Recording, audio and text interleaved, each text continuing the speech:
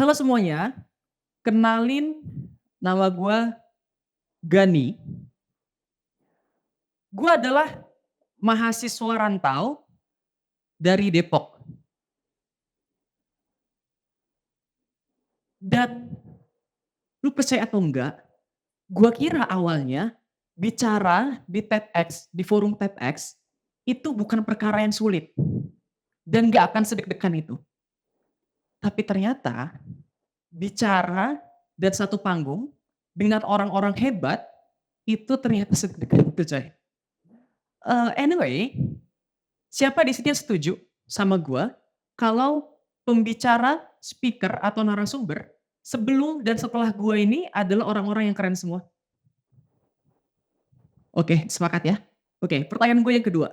Siapa yang setuju kalau orang-orang yang berbicara di depan ini, narasumber, speaker, adalah orang-orang yang memiliki kemampuan komunikasi dan public speaking yang bagus?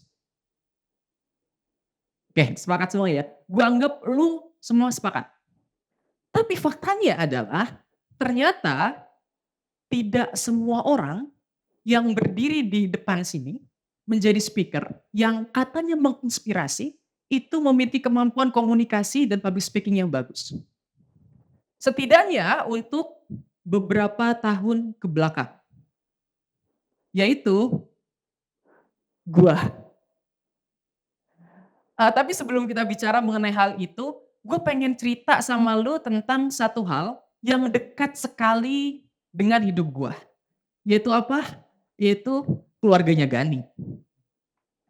Gue merasa bersyukur sekali karena gue hidup dan dilingkupi oleh keluarga yang cukup komunikatif. Keluarga kami sering sekali untuk berbicara, sering sekali untuk ngobrol, sering sekali untuk berdiskusi dengan berbagai macam topik. Baik dengan topik yang serius, sampai topik-topik yang ringan. Kayak misalnya hari ini harus makan apa, sama hari ini kamu pengen pakai baju apa. Jadi keluarga kami cukup komunikatif. Tapi seiring berjalannya waktu, seiring bertambahnya usia gua dan gue sudah bisa mulai mikir, ternyata gue baru mendapatkan sebuah fakta, ternyata komunikasi yang dibangun di antara keluarga gua itu dikarenakan satu masalah. Masalah utama, yaitu dari anak-anaknya. Kedua anak dari orang tua gua ini ternyata memiliki permasalahan yang sama, yaitu permasalahan komunikasi. Anak yang pertama, yaitu gue terlahir sebagai orang yang gagap dalam bicara. Sampai kira-kira remaja mungkin. Gue tuh tidak bisa menyampaikan suatu hal ya secara rapi, secara rutut, secara tegas dan secara lugas mungkin. Dan adik gue terlahir sebagai orang yang terlambat dalam bicara. Bahkan di usianya yang sudah masuk ke sekolah dasar nih, masuk ke sekolah dasar itu masih belum bisa ngomong. Jadi belum bisa menyampaikan suatu hal dengan rapi dan sesuai dengan kemauannya. Mungkin nggak percaya ya apa yang gue katakan, tapi gue pengen menunjukkan satu video. Video ini direkam saat tahun 2020. Gue sedang melaksanakan yang namanya terapi wicara. Ini. Jadi 3 tahun sebelum ini, gue masih melakukan terapi untuk bicara gue. Terapi wicara. Ini kalau gue boleh cerita sedikit ya, ini tuh jadi rahang gue tuh dipijet, karena kata si terapisnya, gue ini gagap karena rahang gue ini kaku, gitu. Jadi hampir setiap hari kita tuh harus dipijit, rahangnya agar rahangnya itu bisa bisa lebih lentur lagi lah gitu katanya. Nah juga gue pengen ngasih fun fact ke lu bahwa ketika gue terapi, classmate gue, ya alias teman-teman gue di terapis itu adalah anak-anak kecil yang notabene berkebutuhan khusus. Jadi gue di sana adalah orang pasien yang paling tua, literally tua secara usia. Oke?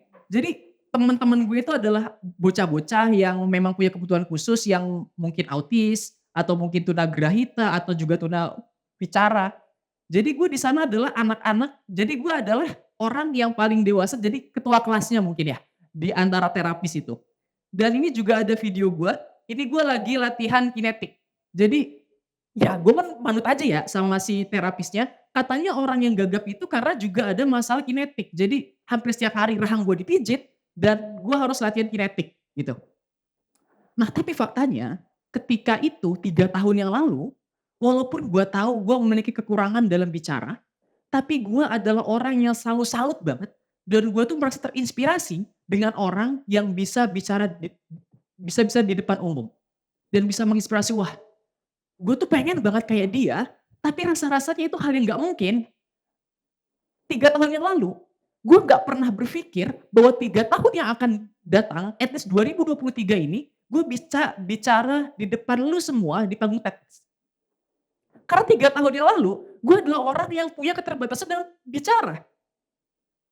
Dan, di ulang tahun gue masih ingat sekali, gue tuh dikasih sama temen gue kado yaitu 2 buku dari Dale Carnegie tentang public speaking. Dan gue terus berusaha walaupun gue juga merasakan terapi, gue terus berusaha untuk bisa bicara dengan baik. Buat banyak membaca buku, gue sering ngomong gak jelas di depan cermin gitu, dan gue sering hahi sendiri walaupun gue tahu pas gue hahi itu gak bagus banget cara gue untuk bicara. Dan akhirnya masa itu timbul ketika gue masuk kuliah. Gak tahu ya, tapi kok gue sekarang kayak bisa menginterpretasikan diri gue bahwa ya Gandhi itu adalah seorang public speaker gitu. Dan gue sangat melihat bagaimana 3 tahun Gandhi yang lala, ya apa, 3 tahun Gandhi yang lalu itu sangat berbeda dengan 3 tahun Gandhi setelah itu. Nah, akhirnya gue berpikir nih, ternyata selama ini komunikasi yang dibangun di keluarga gue, dukungan yang ada di keluarga gue, akhirnya membentuk sebuah pola pikir di otak gue yang gue sebut dengan growth mindset. Sebelum gue bicara tentang growth mindset, gue ingin sharing sama lu tentang sebuah buku. Buku ini berjudul Mindset yang ditulis oleh Carol Dweck. Jadi di dalam buku ini kira-kira Ibu Dweck ini bilang kalau manusia itu punya 2 tipe.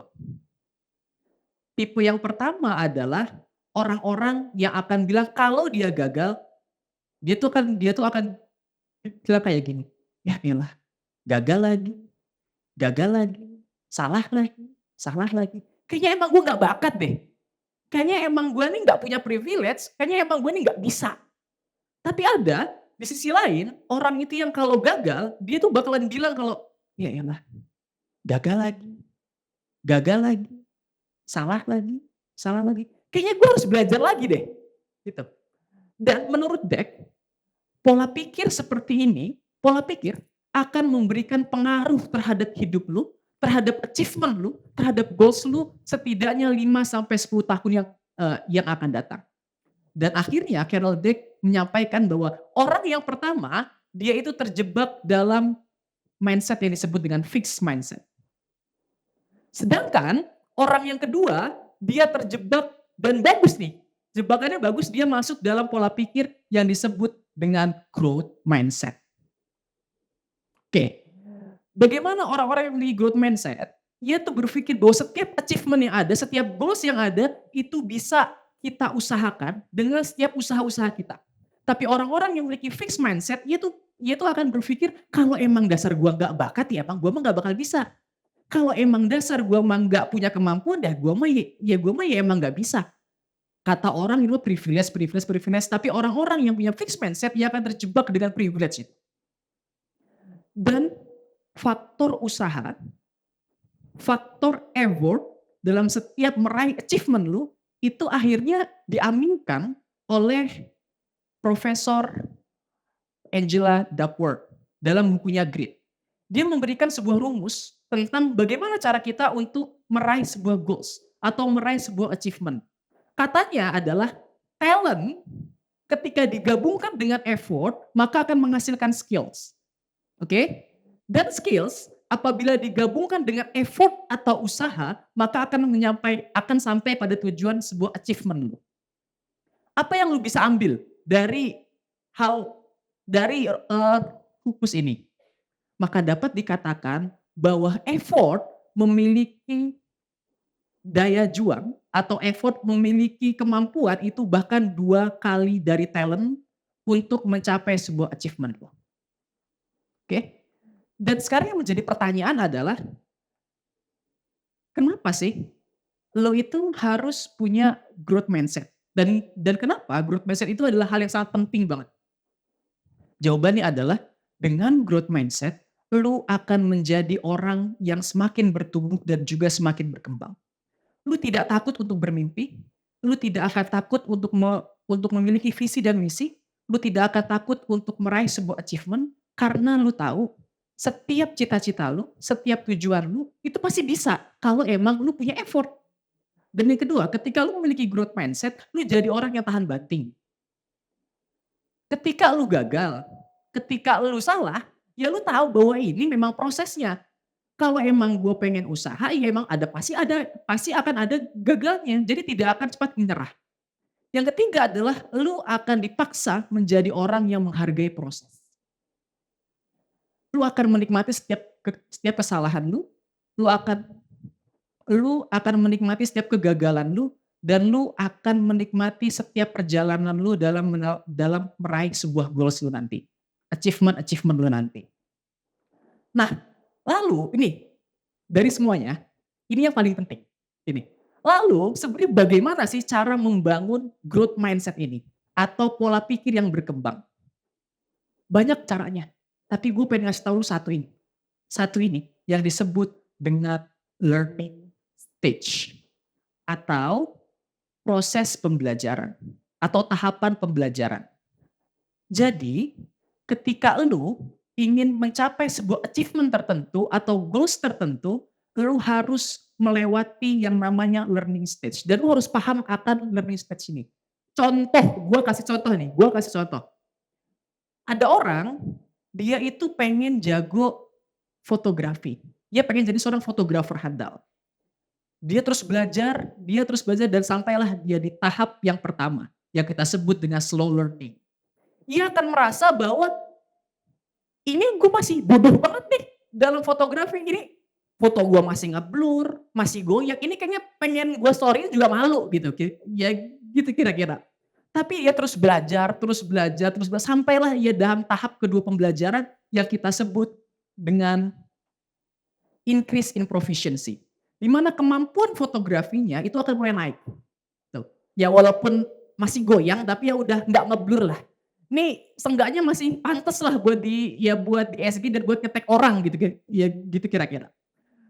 Dia terus belajar sampailah ya di tahap ketiga yaitu dalam tahap plato. Nah, ini kuncinya. Dalam tahap plato ini kemampuan lu akan stagnan. Orang-orang yang memiliki fixed mindset, ia akan bilang, wah kayaknya emang gua mah gak bakat fotografi. Dah emang mah gua mah gak punya privilege fotografi. Dah emang mah gua mah emang gak bisa fotografi. Akhirnya ketika ia terus berusaha, sudah effort, tapi stagnan aja, gitu-gitu aja. Dan orang-orang yang memiliki fixed mindset, ia akan jatuh di sini dan ia akan menyerah gagal. Tapi orang yang memiliki growth mindset, ia akan bilang bahwa ya ini emang prosesnya. Deh emang gue mah pasti bego duluan. Deh emang gue bodoh duluan. Tapi gue yakin kok kalau gue effort, kalau gue usaha nanti gue pasti bisa. Karena ini emang tahap yang harus dilalui. Tahap plato atau tahap stagnan. Dia terus belajar sampailah dia dalam tahap yang keempat yang disebut dengan peak proficiency. Di mana kemampuan akan semakin bertumbuh. Ketika ia mampu melalui tahap plato atau stagnan, dia akan bertumbuh baik. Dan sampailah dia dalam tahap yang kelima, yaitu kita sebut dengan tahap mastering. Di mana ia akan menjadi seorang fotografer handal, di mana ia fotonya mampu dinikmati oleh banyak orang, mampu menginspirasi dan mampu dipajang di berbagai macam pameran. Baik nasional maupun internasional. Dan pada akhirnya adalah fixed mindset dan growth mindset ini adalah tentang bagaimana pola pikir. Yang tadinya lu berpikir bahwa lu nggak jago, maka kita ganti dengan gue nih pasti bakalan jago. Kalau emang gue pengen belajar atau gue pengen usaha. Yang tadinya lu mikir, wah ini susah banget dah. Maka kita ganti dengan awalnya ya emang susah. Awalnya ya emang nggak bisa, tapi kalau gue belajar lagi, nanti jadi bakalan gampang deh, gitu. Yang tadinya gue berpikir bahwa dia mah emang lebih pinter, dia mah emang punya privilege, ya dia mah ya emang orang tuanya A, B, C, D, F, G, H, I, J, K, L, M gitu. Tapi ketika lu punya growth mindset, lu akan bilang bahwa, "Aku nih juga pinter kok kalau aku emang pengen belajar, aku nih juga bisa kok kalau aku pengen usaha." Gitu.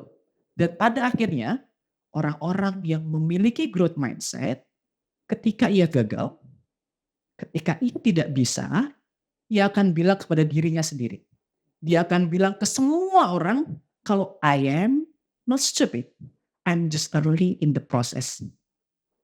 Dan pada akhirnya, orang-orang yang memiliki growth mindset, ini adalah tentang daya juang. Tentang lu bisa bertahan dalam setiap proses lu. Kalau emang lu gagal, emang proses begitu. Kalau emang lu nggak bisa, ya emang prosesnya begitu. Ini tentang daya tahan lu, tentang daya juang lu. Dan pada akhirnya, ini bukan hanya tentang falling in love, it's also staying in love. Terima kasih.